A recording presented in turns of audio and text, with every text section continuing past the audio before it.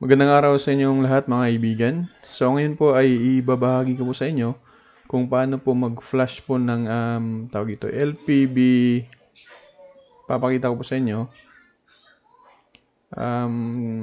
Okay, so yun po ba nga palang LPB bin. Ano? Itong LPB Peace Wi-Fi New Wi-Fi. Ayan, version 1.0.0. Yan po yung i-bind natin o i-flash natin sa atin pong new Wi-Fi para po ay tawag dito. Yun pong na-flash natin sa atin pong USB or USB 3.0 ay tawag dito. Magbabind po sila dun po sa new Wi-Fi para magamit ho natin para po sa atin pong Piso Wi-Fi. Okay, so beta stage. Okay po. So, ganito lamang po ang pag-flash ng new Wi-Fi. Okay, ipa-flash natin ito para po ay magamit natin para gawing Piso Wi-Fi. Okay po? So, napakasimple lamang. Unang-una, syempre, pag meron na po kayong new Wi-Fi po sa inyong mga kamay ngayon, ang gagawin nyo lamang po, meron pong reset button. I-press lang po yan. Huwag po ninyong i-plug in muna yung inyo pong tawag dito, yung plug in yung power supply. Press lang po muna ng 10 seconds. Tapos, pag 10 seconds na, isalpak nyo na po, ilagay nyo na po yung i-plug in nyo na po para mag-on. Tapos, wag po nyo bitawan ng 10 seconds again. After 10 seconds, doon po nyo bibitawan.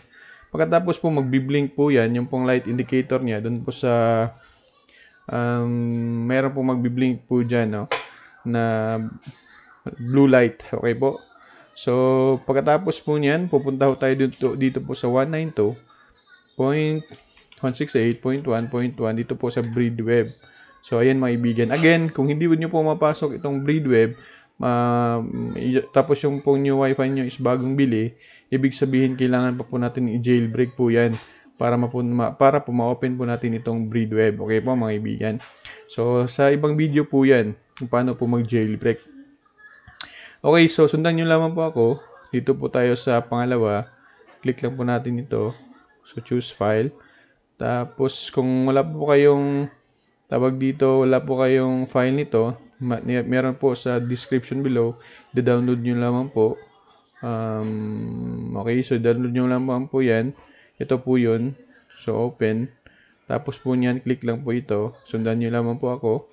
Tapos, click din po ito para po siya maglo-load po yan. So, hintayin naman po natin na 100% na matapos po siya. Okay po, na madali lang naman po ang pag-flash ho nito para magamit ho natin bilang yung ma-open na ho natin ito, no? Kahit wala na pong gamit na RPI or Orange Pi 1, ito na po yung magiging board niya.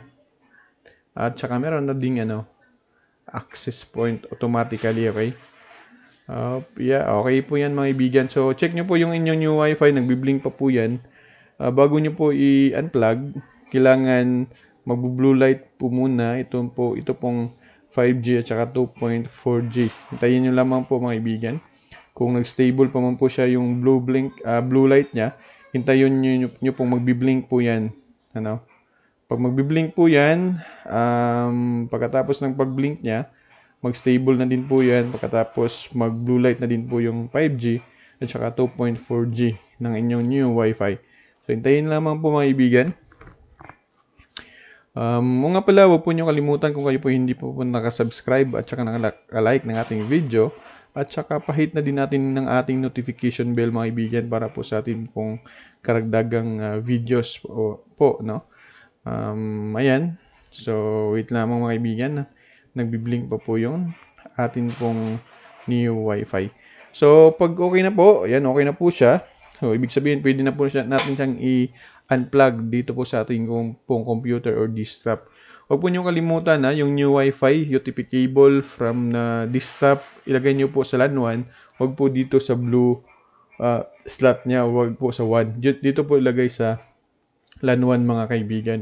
So, okay na po yung aking new Wi-Fi, stable na po siya. So, ganyan lamang po simple mga kaibigan ang pag-flash po ng LPB new Wi-Fi Piso Wi-Fi. Again, magandang araw and God bless us all.